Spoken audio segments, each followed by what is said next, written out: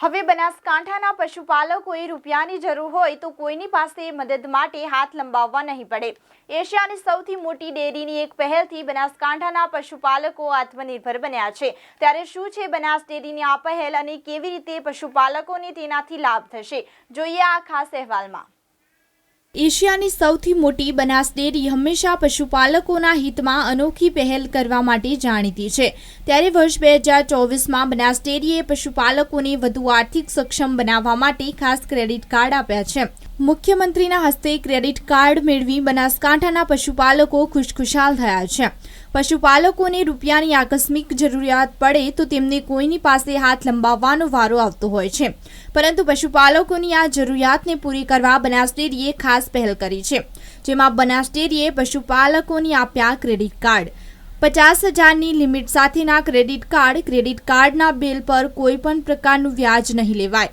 1 વર્ષ માટે વગર વ્યાજે મળશે 50,000 રૂપિયા। તો કિસાન ક્રેડિટ કાર્ડથી પશુપાલકો આત્મનિર્ભર બનશે। માઇક્રો એટીએમ અને કિસાન ક્રેડિટ કાર્ડ સહિત અનેક વિકાસ કાર્યોની પણ પશુપાલકોને મુખ્યમંત્રીના હસ્તે ભેટ મળી છે। બનાસ ડેરીએ બનાવેલા Banas bovine and breed research centre, Banas બેંકનું નવીન ઓડિટોરિયમ હોલ, ખેડૂત ટ્રેનિંગ સેન્ટર, અલ્ટ્રા મોડર્ન આટા પ્લાન્ટ, બનાસ વેહ પ્રોટીન અલ્ટ્રીફિલ્ટ્રેશન પ્લાન્ટ સહિતના વિકાસ કાર્યોની બનાસકાંઠાના પશુપાલકોને ભેટ મળી છે। બ્યુરો રિપોર્ટ, અરવલ્લી સમાચાર, મોડાસા। પહેલા તો સૌપ્રથમ સર્વને નમસ્કાર।